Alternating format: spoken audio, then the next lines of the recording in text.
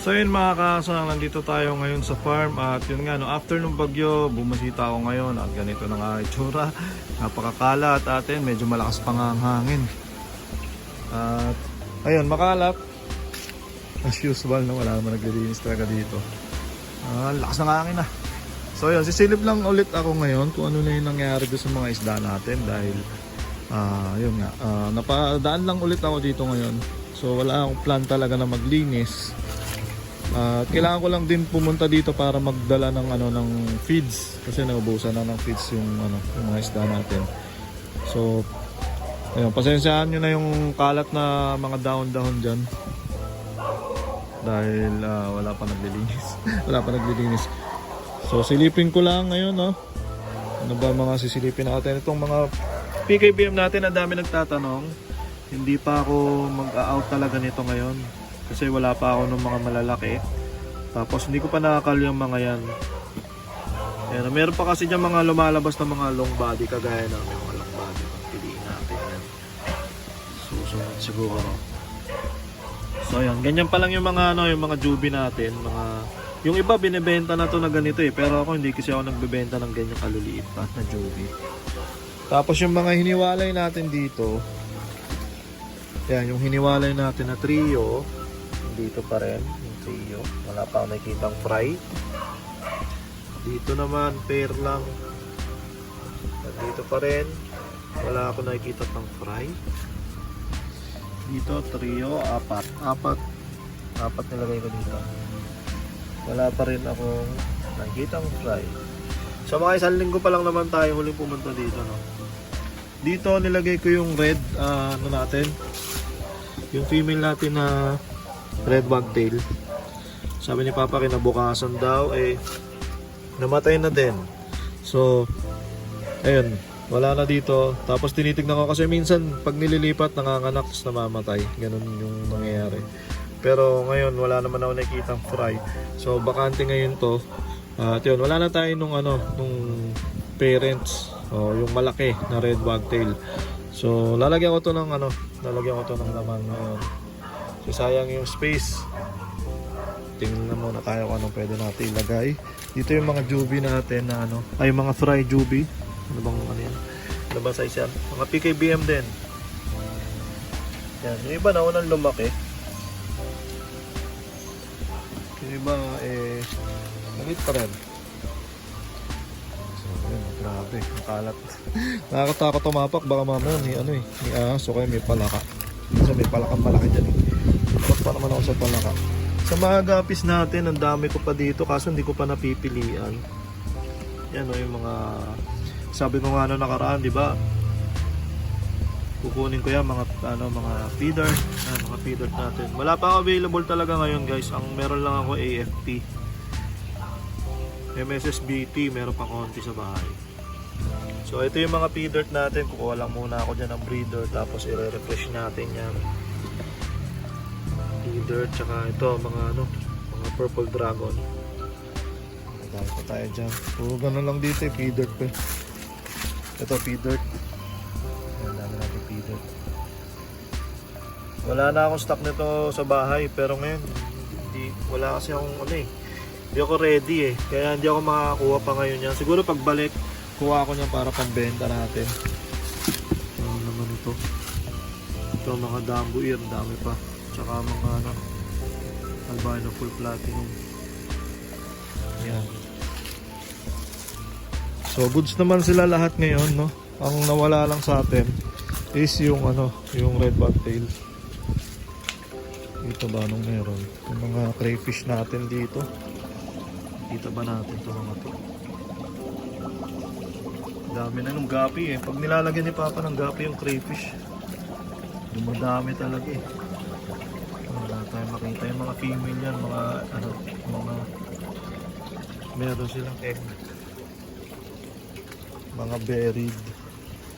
Ito, hindi ko na rin nasikaso. Tsaka ito, grabe, iba na yung kulay ng tubig. Wala pang bula.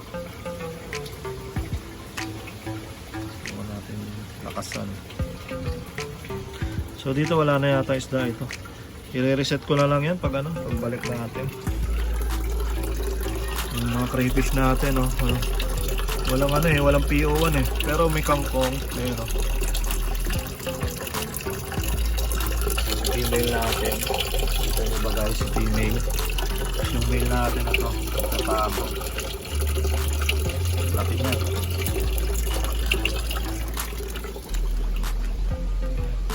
Ito tayo. Itong mga malaking pond natin, sayang no. Pero ito, may nakikita na akong fry eh. Ayun oh, may fry oh. Ang dami na palang fry. Ang meron dito is yung ano, yung pea dirt natin, koi pea dirt. So yan, may nakikita na akong fry. Nakikita nyo ba guys? Asan o? Diyan lang yun eh. Ayan na, may mga nakikita na akong fry. Teka, hindi ko ma-focus. Ayan yun. Yan, so hindi ko lang alam kung gaano karami, pero may mga nakikita na akong mga fry. So unti-unti dadami yan. Tignan natin no, kung ilang buwan, tapos tignan natin kung dadami sila ulit. Kasi naubos na yung mga pea dirt koi ko talaga. So yung mga RDSS, ang dami pa rin. Medyo madilim na, hapon na kasi. Pero may araw pa. Ayan, may mga fry pa.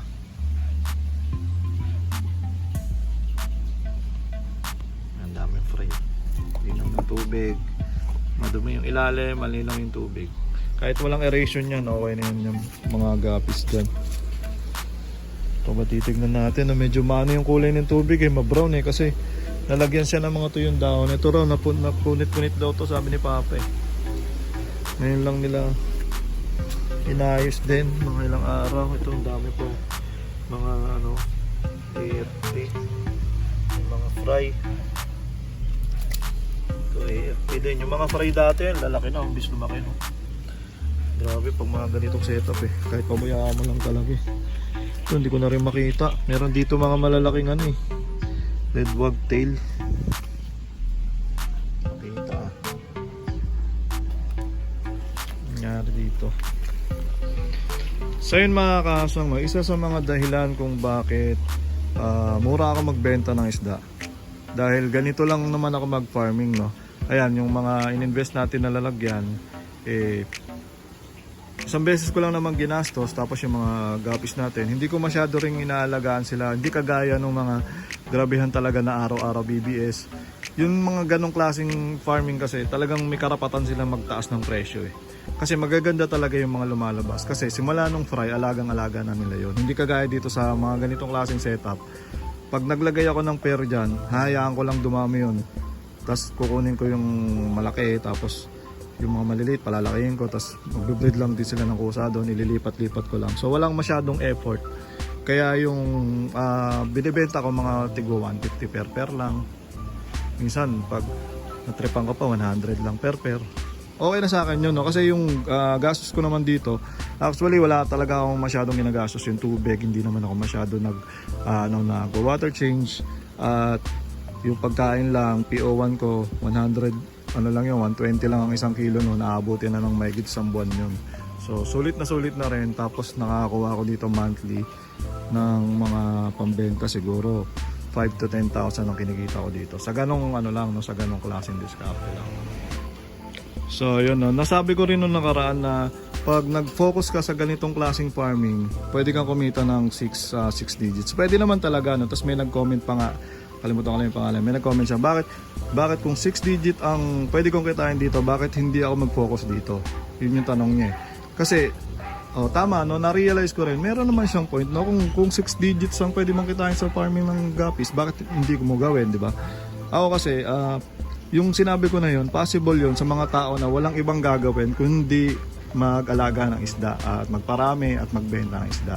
Yun lang yung gagawin niya. Kung gagawin mo yun araw-araw, wala ka ibang iintindihin, eh goods talaga yon at makukuha mo talaga yung goal na yon. Pero iba kasi yung kalagayan ko eh. Unang-una, meron akong pamilya na binubuhay, na inaalagaan.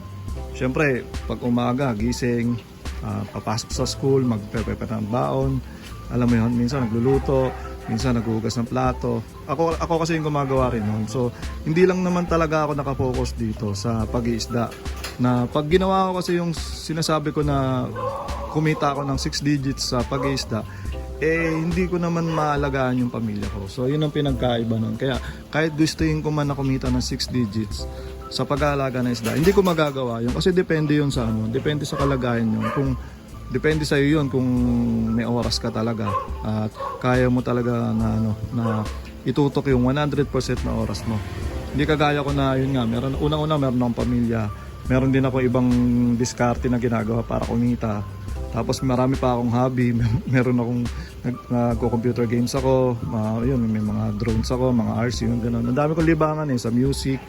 Tapos yun, ang dami ko rin pinupuntahan. Kaya hindi naman talaga ako focus sa pag-isda. Na okay lang din sa akin, no? Kasi ito, hobby ko lang din naman talaga to. Kaya kahit kumita ako dito ng 5 to 10,000 naman, goods na ako doon. So, yun lang naman yung gusto kong sabihin doon sa yun lang yung gusto ko i-reply doon sa nag-comment sa akin na kung pwede akong kumita dito ng 100k, bakit hindi ako mag-focus dito. So yun nga, marami akong ginagawa na mas importante kaysa sa pera. Yun na lang yung pinakasagot ko doon.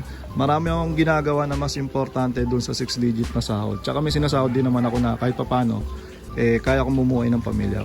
Kaya hindi ko kailangan din talaga mag-focus dito. At ayun, masaya na ako sa pag-isda na ganito, tsaka sa pamilya ko na lagi kong kasama sa bahay. Tapos yun nga, pag umalis kami, ganun yung gusto kong buhay. So yun, no, may point siya doon sa sinabi niya. At ito rin naman yung sinasabi ko sa inyo, ina-explain ko na point ko, kaya hindi ko nagagawa yung sinasabi kong pwedeng kumita ng 6 digits dito sa pagpaparami ng isda sa ganitong klaseng setup. So yun mga kaasang, no? Sana nag-enjoy kayo sa video na to at sa susunod maglilinis na tayo talaga nito sa susunod na balik ko. Pero ngayon, tingin-tingin muna tayo dyan at in-update ko lang din naman kayo doon sa mga makikita ko dito sa farm dahil nga nung after nung bagyo ngayon lang ulit ako nakabalik. So ganito yung itsura niya. At ayun, sana sa pagbalik natin mas magiging maayos na at mas malinis na itong ating farm. So ayun, sana nag-enjoy kayo sa video nito. Maraming salamat sa mga nanood. Peace out.